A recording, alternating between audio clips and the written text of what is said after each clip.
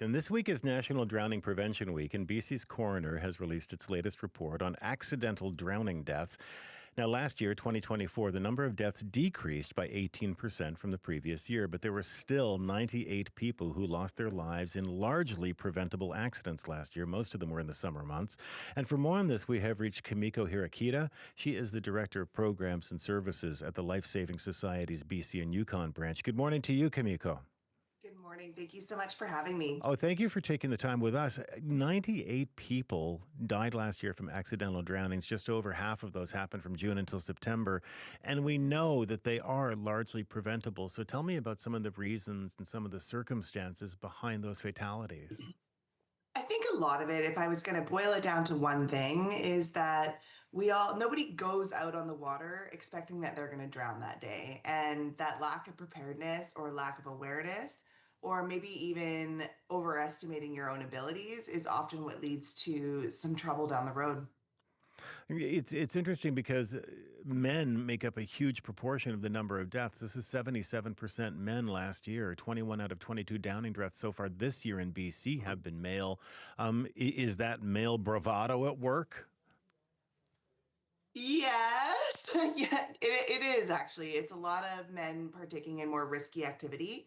And when I say risky activity, I can mean everything from cliff jumping Hmm. to not wearing your life jacket when you go fishing. So we've actually also seen the age increase as well. As long as I've, been a lifeguard, we've always said men age 18 to 34 are the highest risk age category. Right. And actually now we're saying men aged 18 to 49 are our highest risk age group. And one of our higher categories is actually age 50 to 59, which is getting close to those retirement years. And what we are seeing there is a lot of boating or watercrafts without wearing a life jacket. They may have it with them, but they're not wearing it. And it won't work if you don't wear it. And what is the barrier to getting people to wear life jackets? I mean, I go to a lot of sports stores and I see how, slim and unobtrusive they have become. How, it's not like wearing the pillow we used to have to wear in the olden days.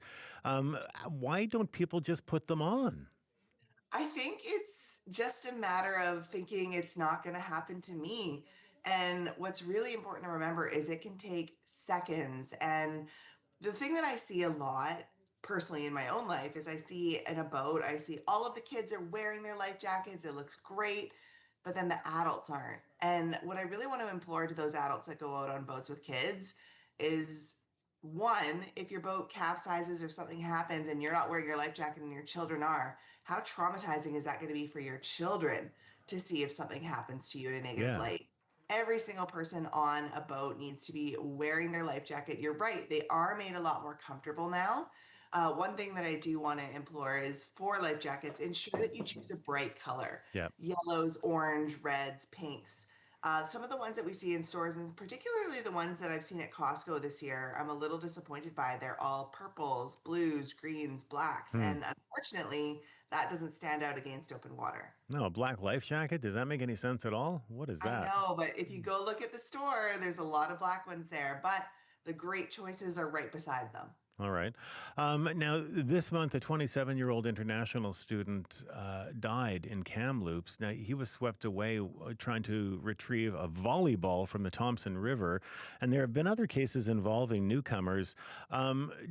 Do people who just come to Canada or arrive in British Columbia, are they well aware of the dangers and of the power of some of our even, timid-looking rivers? No, I think unfortunately the answer is no. And it could be a matter of circumstances of not having the same water smart education in their home country or not having the accessibility to learn how to swim in clean and safe supervised water. So we are seeing a rise and a little uptick in our newcomers to Canada, and they're actually 4 times more likely to drown than their Canadian counterparts. And the Thompson River, like that's a river I'm quite familiar with, and from on the surface, it looks like it's, flat, whatever, but Yeah. actually it's the second most dangerous river in BC.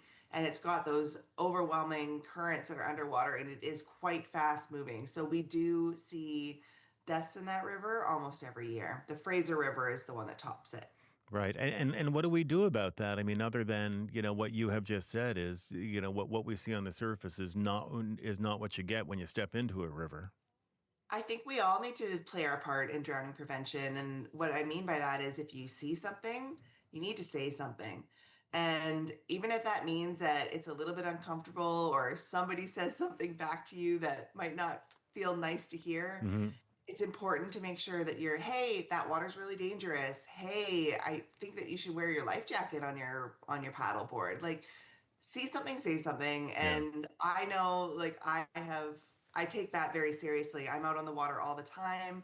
I swim for open water swims and I do say something. So if somebody has heard me yell at them, Mm. please wear your life jacket, I'm doing it with the utmost care that I want you to be safe that day.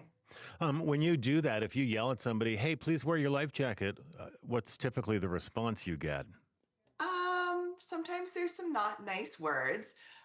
Sometimes they kind of just look at me. I will give you one really positive story that I was actually recreating by a lake up in the Yukon, and it was a really, really windy day. This particular lake I'd never seen look like this. Mm. There was a man who was traveling, and he had a kayak, no life jacket, and he's like, "Oh, this lake is so beautiful. I just have to paddle it."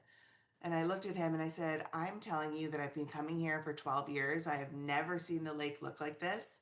I'm concerned if you go out there, you're going to die. Hmm. And he stopped and thought about it and held onto his kayak and looked out at the lake and then made the decision not to go on the water. So if I hadn't been there to say something, he could have gone out there and who knows what could have happened. So you never know what ripple effect you're going to have by speaking up and saying something. The stat behind me, every year 400 Canadians never return. Nobody expects to go have a fun day Yeah. at the beach and not go home. And I remember even being out on Birkenhead Lake in a canoe years ago, and the weather there, especially when you're surrounded by mountains, it can change so quickly, and the wind can kick up, and then it's like you're having a hard time even paddling back to shore because you're facing wind and waves that you just were not expecting. Yeah, and I think that's another misconception too, is people who are very comfortable in a pool, they often don't realize how fast conditions can change in Yeah. open water. And they think that because I'm a competent swimmer in a pool, that automatically means I'm a competent swimmer everywhere. And again, another little personal tidbit, my partner swam his first triathlon in a lake over the weekend and came out of the water and was like, wow, it's really different to swim in a lake. And I was like, you know me? This is what I say all the time.